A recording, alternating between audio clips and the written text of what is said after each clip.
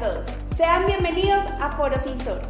El día de hoy iniciaremos a socializar el proceso que tuvimos con el informe técnico de perspectivas y saberes. Recuerden que nos pueden consultar en nuestra página web y que estamos dentro de la pestaña de Insorlab. El día de hoy tenemos dos invitados muy especiales. El primero es Aníbal Acosta. Él participó en el informe técnico de perspectivas y saberes con el documento La Justicia para las Personas Sordas. Y tenemos a Violeta Porto. Ella nos cuenta un poquito de cómo mirar la escuela para sordos en el Brasil. Sean todos muy bienvenidos y que disfruten. Hola, soy Aníbal Acosta Sierra y mi seña es esta. Yo soy abogado, director de la Fundación Derecho, Discapacidad y Accesibilidad. Estoy aquí para compartir con todos y cada uno de ustedes el informe técnico de perspectivas y saberes con el siguiente artículo titulado La justicia inclusiva y su acceso para las personas sordas. Antes de entrar en materia y de poder comentarles la importancia de este artículo, quiero decirles que esto tiene una historia que ocurrió en la ciudad de Santa Marta, en el departamento de Magdalena en el año 2000, cuando en una tienda que colinda cerca a la casa de mis padres presencié un acto de discriminación en contra de una joven sorda.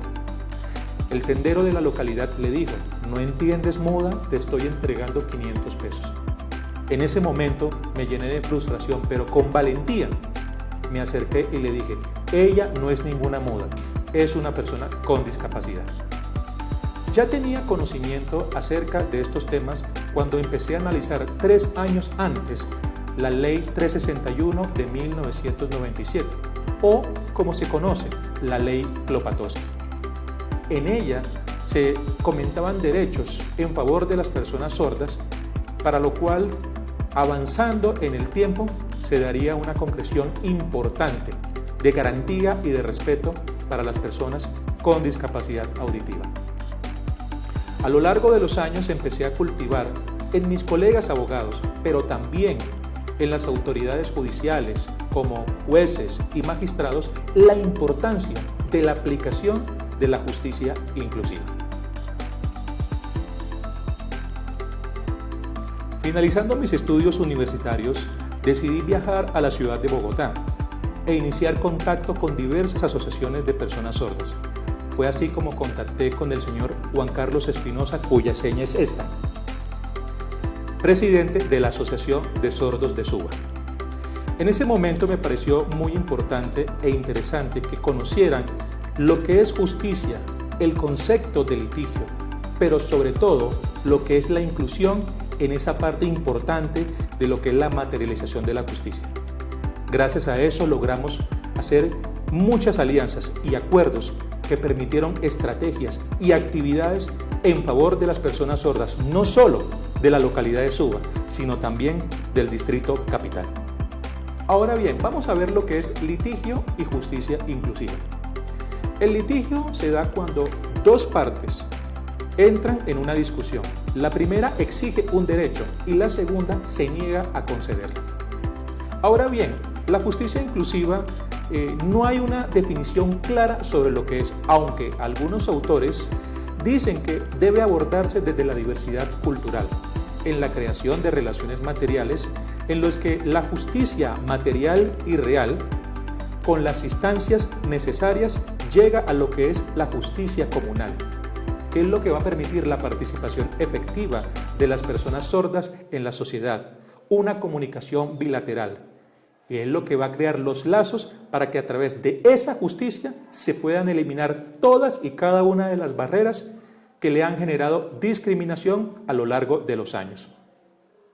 Promover la justicia inclusiva debe ser una obligación para todos y cada uno de los ciudadanos. Es por ello que se exhorta a los jueces de la República, a los magistrados de las altas cortes, pero sobre todo a nosotros, los colegas, todas las personas que están en el mundo del derecho, los abogados, para que empecemos a conocer y a predicar lo que es la justicia inclusiva, que no es más que permitir el acceso a los entornos físicos, pero también a la comunicación y a la información, garantizando los derechos de las personas sordas mediante la aplicación de las leyes vigentes, como por ejemplo la Constitución Política de Colombia, la Convención Internacional de los Derechos de las Personas con Discapacidad, o Ley 1346 del año 2009, y la Ley 982 del año 2005. Como lo habíamos rezado anteriormente, la justicia inclusiva debe ser una obligación, y es por esto que se necesita, primero, identificar necesidades, intereses, expectativas y garantías de las personas sordas, para que todos los oyentes podamos, primero, aprender la lengua de señas, conocer el legado cultural e histórico de las personas sordas, y de esa manera podamos garantizar con todos los entornos laborales, pero también los ajustes razonables del caso, que la justicia llegue a todas y cada una de las personas sordas. Para mí ha sido un privilegio poder participar en este informe técnico de perspectivas y saberes para el INSOR y traerles a ustedes este material importante, que desde luego tenemos que seguir avanzando, tenemos que seguir investigando para que las personas sordas sean las más beneficiadas en esto y logremos por fin en Colombia una justicia con inclusión.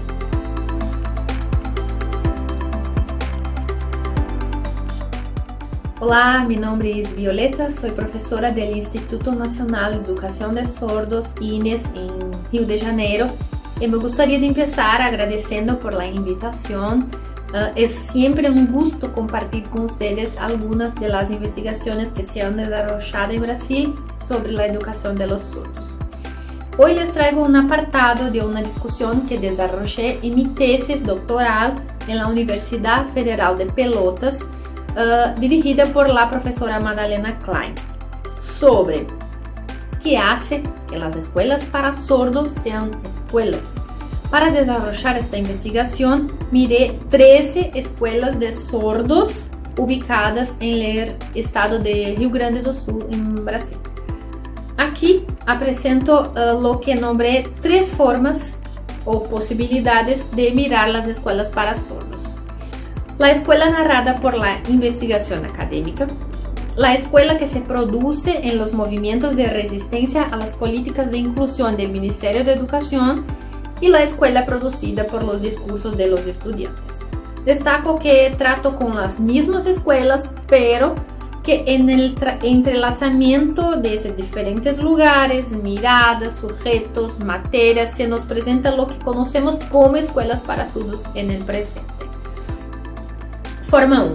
JIPs como espacio potenciador de la investigación en educación de personas sordas en Rio Grande do Sul. Então, ¿qué es JIPs? Es el Grupo Interinstitucional de Investigación en Educación para Sordos. Este grupo fue creado en el año de 2006 por investigadoras provenientes del Centro o Núcleo de Investigación en Políticas Educativas para Sordos, o NUPES, en la Universidad Federal de Rio Grande do Sul. O NUPES fue creado en 1999 por el profesor Carlos Esquil. Con la creación de NUPES, del núcleo, sumado a las interlocuciones de los investigadores con otras líneas de investigación de posgrado de la Universidad Federal de Rio Grande do Sul, fue posible hacer cambios en las representaciones que hasta entonces se habían realizado sobre este sordo y la sordera, preferentemente vinculado al ámbito de la educación especial.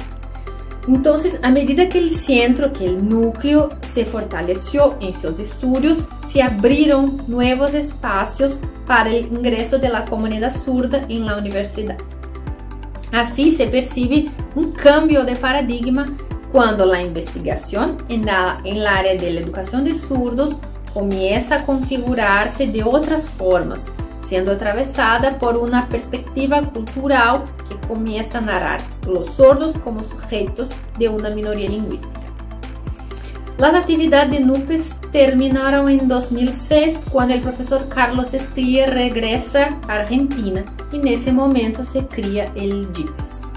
Además de las actividades de investigación, el JIPES desarrolla actividades de enseñanza y extensión, incluyendo el Foro Estadual sobre Educación para Sordos, que ofrece un encuentro entre escuelas para sordos e investigadores de JIPES. Y poco a poco se está convirtiendo en un espacio de discusión y divulgación de la investigación desarrollada por JIPES. Entonces, el FES es un evento que puede verse como un momento de rendición de cuentas a las comunidades y escuelas involucradas en la educación de los surdos en Rio Grande do Sul y que son parceros, socios del JIPES, de las pesquisas desarrolladas por JIPES. Veo como el momento en que la escuela para sordos llega al espacio de investigación, empodera a la escuela, en el momento que la escuela para sordos piensa en sí misma. Es posible ver que este grupo de investigación ha posibilitado la articulación del movimiento social en los espacios de la academia. Y esto le da al movimiento de surdo una característica peculiar. Y con la participación, las personas sordas en el ámbito académico se reconfiguran las luchas del movimiento de surdos. Entonces las personas sordas se apropian de este espacio y a través de la investigación, las estrategias están diseñadas para apoyar la lucha por la educación de surdos, que es central en la lucha en defensa de las escuelas para surdos. En las aproximaciones con las investigaciones producidas en JIPES, me di cuenta de que la escuela ha venido ocupando un lugar de fondo en las discusiones sobre la educación de sordos. A pesar de ser la consigna de las luchas de los sordos desde la década de 1990. Sin embargo, en ese momento estaba centrada en el reconocimiento de la lengua de señas brasileña, la Libras, como la lengua oficial, y la discusión sobre la escuela no fue tan central. En muchos momentos de la lucha de los sordos, el espacio de la lengua y el espacio escolar se confunden y diferencian hasta el punto de que el discurso sobre el bilingüismo adquiere estatus de escuela bilingüe como resistencia a las políticas de inclusión. Las investigaciones producidas por los investigadores del grupo de JIPES vienen diciendo que la escuela para sordos pasa por las discusiones sobre las políticas de inclusión y educación de sordos, tanto en la academia como en las luchas del movimiento. Además, se entiende como el lugar para la producción de prácticas pedagógicas y la constitución de sujetos. Las discusiones están constantemente atravesadas por tensiones en torno de las políticas educativas, que es un vasto campo de problematización. La vinculación de la investigación con el movimiento de los sordos y el papel de los investigadores en estas luchas han estado produciendo efectos en la investigación y en la constitución de la comunidad sorda. Forma 2. La escuela producida en resistencia. La constitución de las luchas de la comunidad sorda se produce constantemente en los procesos de resistencia a las políticas de inclusión del Ministerio de Educación. Esto han provocado manifestaciones y conmociones en el movimiento de los sordos, que se configura de diferentes foros para responder a las políticas. Esto ocurrió cuando se promulgó la Política Nacional de Educación Especial desde la perspectiva de educación inclusiva en 2008, interfiriendo directamente en el lugar de la educación para sordos en Brasil.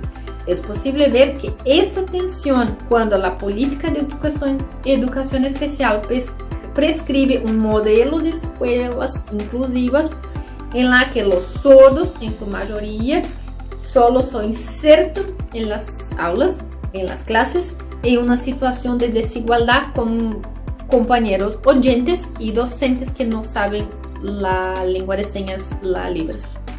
Desde este contexto, creo que es relevante resaltar que constantemente las luchas de los sordos demarcan la búsqueda de una escuela de calidad.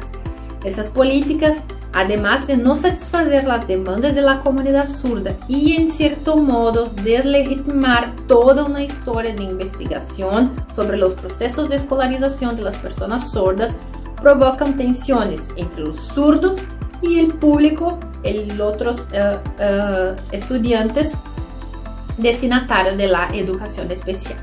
creo que el problema radica en que algunas perspectivas en el campo de la educación especial conciben las escuelas para sordos como espacios segregadores y desconocen que las especificidades de los sordos involucran derechos lingüísticos, a diferencia de otros estudiantes que sí se benefician de esas políticas de educación especial. Y la tercera forma, la escuela que queremos. En 2006, en el libro La invención de la sordidad 2, se publica el artículo El derecho a aprender en la escuela para sordos de Maura Corsini Lopes. En él, la autora trae la siguiente problematización. En medio de tantas luchas, terminamos perdiendo el foco de nuestro compromiso como profesionales de la educación. Y con base en ello, discute el reclamo de un grupo de estudiantes sordos para asistir a la escuela de oyentes para completar la escuela secundaria y el bachillerato.